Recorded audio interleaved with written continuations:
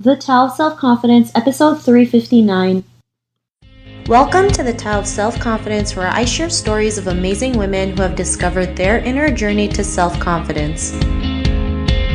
Visit our website at thetaoofselfconfidence.com. Your inner journey to self-confidence awaits.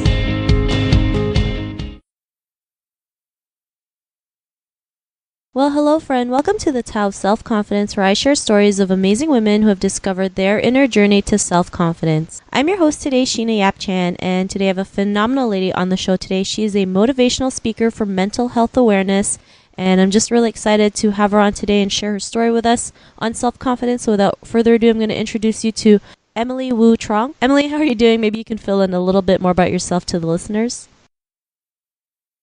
I'm doing good. Thanks so much, Sheena, for having me on your show. It's an honor. So a little bit about myself is that I've been doing mental health advocacy for almost 4 years now, and a lot of it is because I want people to address mental health, their own personal mental health, because life changes when you look inwards, and because there's a lot of things that can bother us in our everyday lives. But when Gandhi was one of my role models, so was Martin Luther King Jr. and Michael Jackson as well, and they said they encourage people to be the change you want to see in the world.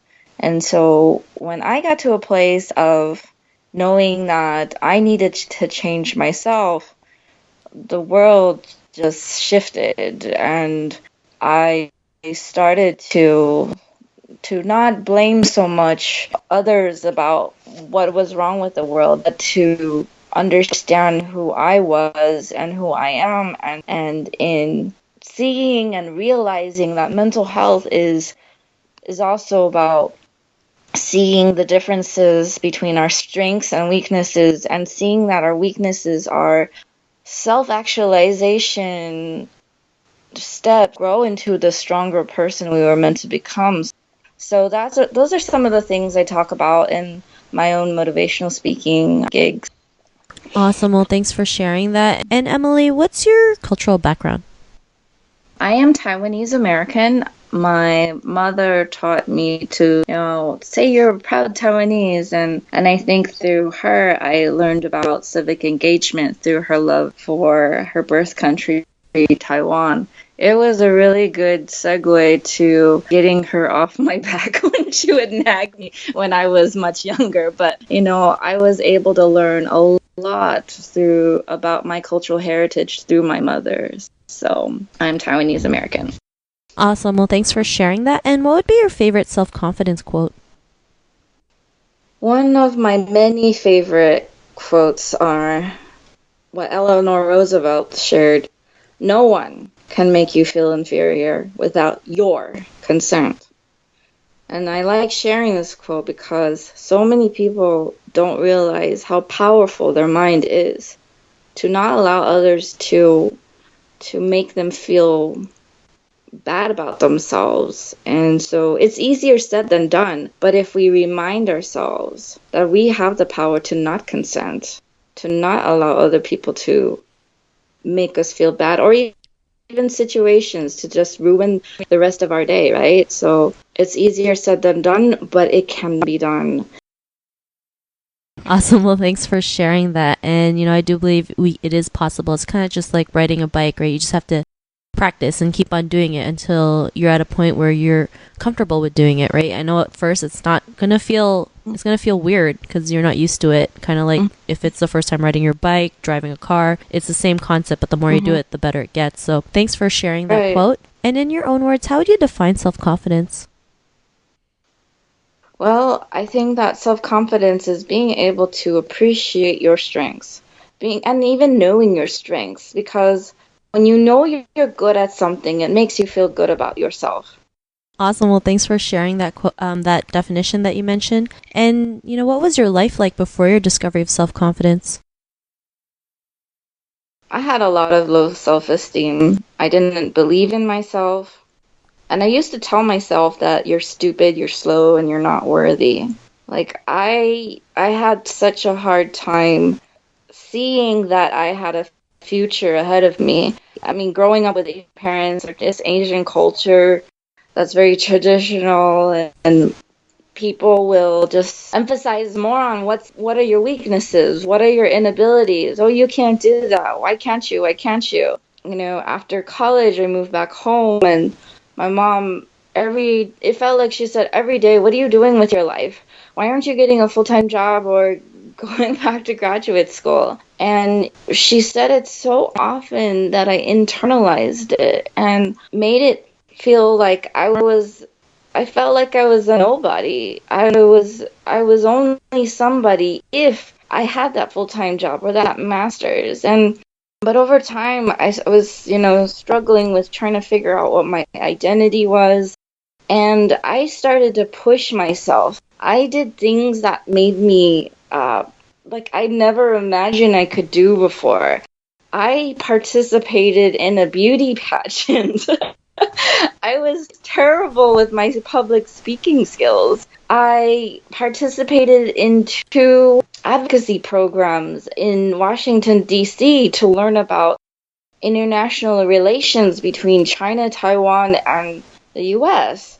Learning how to lobby, meet with politicians, like, whoa, it's like I went through it, and in a sense, I went through my own training, non-traditional training, and it was not a master's program. It was real life experiences that you can't necessarily get from a graduate program. And so I think for that, I'm really proud of myself because I didn't have like a one consistent mentor who was able to help me through this journey. I found all these opportunities myself to be able to help me learn how to become a more confident person, and knowing that I do have skills. I am smart. I am, like being proud of yourself and for your skills, for your strengths. And so I'm able to pat myself on the back more than I ever did before. So it's a drastic difference, and I'm able to be more proud of myself than I ever was before.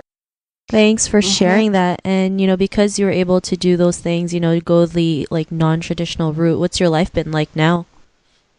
So I am a motivational speaker. I've done over 100 speaking engagements in my lifetime now. And it's just like, wow, I've already spoken at USC, UCLA, UC Irvine, UC Berkeley. And, the younger child inside me would be like, wow, how did you do it? Like, I'm so amazed. Like, and, it's just like, it's such a difference than how I was before. But I tell myself, my years of experiencing depression was not for nothing, because without going through it, I would not have discovered my strength to be a public speaker and just put myself out there, because I don't do this to only share my own personal story, but to normalize the conversations on mental health, mental illness, suicide, and to say that, hey, you're not alone in your struggles. Thanks for sharing that. And Emily, if our listeners wanted to, if they're listening to your episode and they were in a similar journey of self-confidence, what would be that one tip you would give to them? I would tell them that this journey that each of us live on is our own journey, and that we're all works in progress. It's so easy to want to compare our lives to others, but we can't compare. Each of us is on our own journey, and we have to just believe that our futures are dependent on our belief in ourselves. And even though we sometimes want all the answers right now, it takes time to find the answers to life. So I think it's so important. Another quote I like to share is, accept what is, let go of what was, and have faith in what will be. And so I think it's so important for us to know that everything that we're facing from day to day is shaping us to become the best versions of ourselves, which is reaching our highest potential each and every day. Thanks for sharing that tip. And, if our listeners wanted to connect with you or get to know a little bit more about you and what you do, is there any links or social media profiles we can connect with? So I'm very active on Facebook, and so it would be facebook.com/MLEWU. And if they wanted to hear any of my other speaking engagements and recordings, they can be found there. And I'm also on Instagram, on Twitter, Emily W. Speaks, SPEAKS. So those are some of the social media places where I can be found. So, yeah. Thanks for sharing that. And to our listeners, if you want to connect with Emily, you can also head on over to thetaoofselfconfidence.com and search for Emily's name. Her show notes will pop up along with everything else we talked about. And I just want to thank Emily for taking the time to share her story and journey with us on self-confidence. So thank you so much. Thank you. Not a problem. It was an honor having you on the show. And to our listeners, be on the lookout for another new episode of another amazing woman's journey to self-confidence. And we'll talk to you soon. Bye for now. Bye.